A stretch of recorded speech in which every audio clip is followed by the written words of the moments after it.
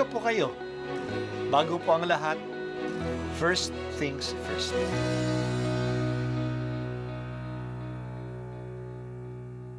Good morning po. Sinisimulan po natin ngayon ang first things first.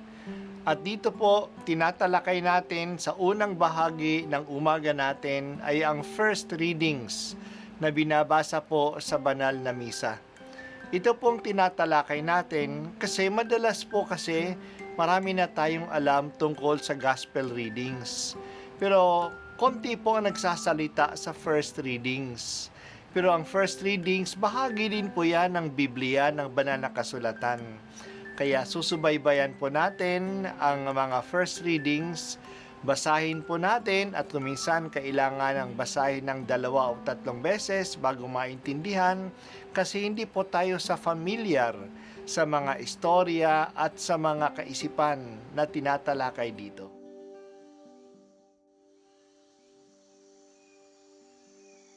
Ang pagbasa mula sa unang aklat ng mga hari.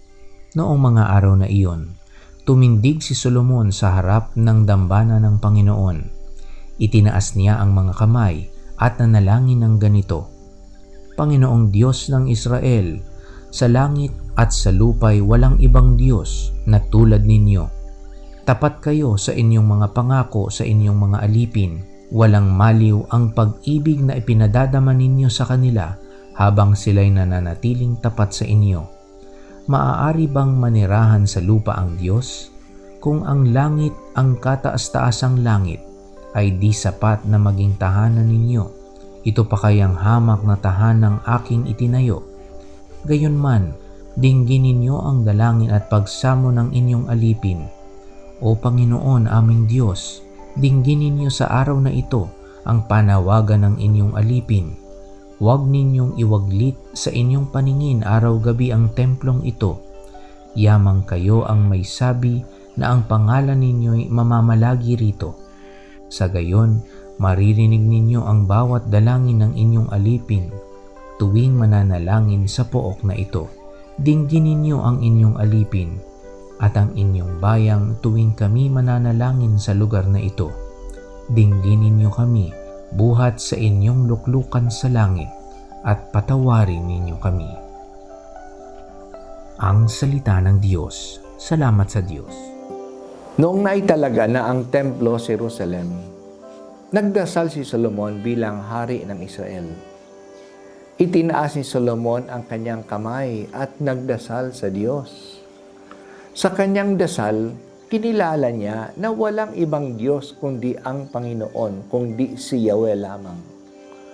Bilang Diyos, siya ay tapat sa kanyang mga pangako. At ang templo ay tanda ng katapatan ng Diyos, na siya ay mananahan sa piling ng kanyang bayang hinirang. Patuloy ang pagpapadama niya ng kanyang pag-ibig sa bayan, kung sila rin ay manatiling tapat sa pagsunod sa Kanya at pagsamba sa Kanya. Ang Diyos ay ang may likha ng lahat ng bagay. Napakadakila niya. Mas lalong totoo ito ngayon na mas alam natin ang lawak ng universe. Hindi lang siya ang may likha ng ating mundo. Siya ang may likha ng universe, ng bilyon-bilyon na mga stars at constellations. Paano na kaya ang Diyos na may likha ng lahat ay mananahan sa isang building na ito?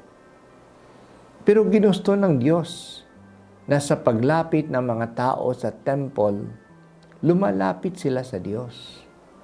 Ang mga dasal na kanilang ginagawa sa temple ay papakinggan ng Diyos sa kanyang luklukan sa langit. Kung talagang iisipin natin kung sino ang Diyos at kung ano ang kanyang ginagawa, malulula tayo. Hindi natin maihahambing ang Diyos sa anuman o sa kanino man. Talagang dakila siya. Ibang-iba siya. Hindi man maabot ng ating kaisipan ang kanyang kadakilaan at kaluwalhatian. Napakaganda, napakalawak, napakadakila ng lahat ng kanyang ginawa. Ano pa kaya siya mismo? Kung iyan ang ginawa ng Diyos, ano pa kaya ang Diyos? Talagang kakaiba siya. Dito, pinakita ng Diyos ang hiwaga ng kanyang pagmamahal sa atin. Kahit na dakila siya, nagparamdam siya sa atin. Hindi lang na siya ay nagsalita sa atin. Nagpakababa siya at naging isa siya tulad natin. Kaya, pinapakinggan niya tayo. Napakarami ng mga concerns ng Diyos. Pero may panahon siya sa bawat isa sa atin. Sa ating mga dasal. Naririnig niya, alam niya ang nangyayari sa atin. Pinapakinggan niya tayo na parang tayo lang ang concern niya. Ang templo, ang simbahan ay tanda ng paglapit ng Diyos sa atin. Kapag tayo ay pumapasok at nagdarasal sa simbahan, nararamdaman natin ang presensya ng Diyos. Ang Diyos na nasa langit ay nakatingin sa kanyang sambayanan na nagdarasal sa kanyang simbahan. O Panginoon, manatili sana ang aming pagkamangha sa iyong kadakilaan. Ibang-iba ka sa amin. Napakahiwaga mo. Pero ginusto mo na maabot ka namin sa aming pagdarasal sa iyo. Ginusto mo na maranasan namin ang iyong presensya sa aming mga simbahan. Salamat, O Diyos.